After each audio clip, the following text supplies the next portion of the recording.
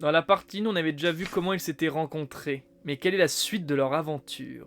Même si dans le comics on n'est pas au courant de tout ce qui s'est passé, quand Malicia entend les éventuels rapprochements de Gambit et sa mère, même si Gambit nie avec Vérance qu'il n'a rien fait, leur relation fut quand même immédiatement endommagée. Et quand Gambit devient le cavalier d'Apocalypse, ses souvenirs sont effacés, mais pas Malicia. En tout cas, pas ses sentiments pour Malicia. Et je vais craquer, c'est trop mignon, Bah! Mais avec le temps, il fut tellement corrompu qu'il est prêt à effacer tout son passé. Et pour cela, tuer Malicia. Oui, bah c'était mignon il y a 2 secondes, là, c'est les plus, c'est pas ma faute. Fort heureusement, il n'arrive pas à l'assassiner, et il fera tout pour se racheter derrière, quitte même à sacrifier l'enfant Hobsummer avec Mystique pour sauver Malicia. Et suite à leur succès sans sacrifice, Malicia alors en profite pour absorber tous les souvenirs de sa mère, demandant à Rémi de ne pas la suivre, car actuellement elle est chamboulée. Mais ils se retrouveront en Australie, et le professeur Xavier aidera Malicia à contrôler ses pouvoirs. Mais malgré tout, elle hésite à continuer sa relation avec Rémi, car vu tout ce qui s'est passé,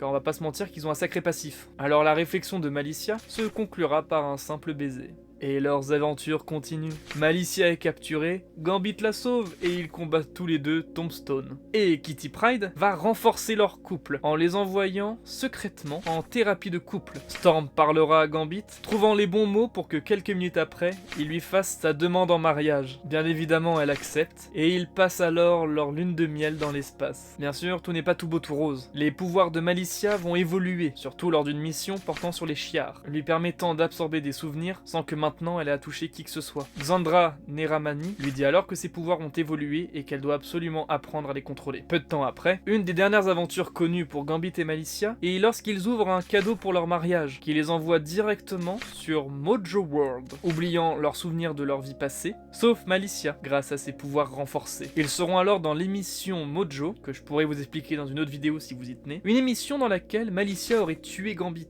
bien évidemment le réanimant au prochain épisode de la série Mojo. Alors on pourrait croire que c'est comme WandaVision, mais non. Tous les deux, ils vont alors parcourir le Mojoverse et réussissent à s'échapper, permettant du coup à Malicia de contrôler ses pouvoirs, et clôturant alors cette histoire comme elle a commencé, par un baiser. Et alors comment ça se finit? Eh bien, ils vont gérer une équipe de mutants, les Outliers, dirigés par Malicia, et Gambit restera à ses côtés. Maintenant tu sais tout de la plus belle histoire d'amour de chez Marvel.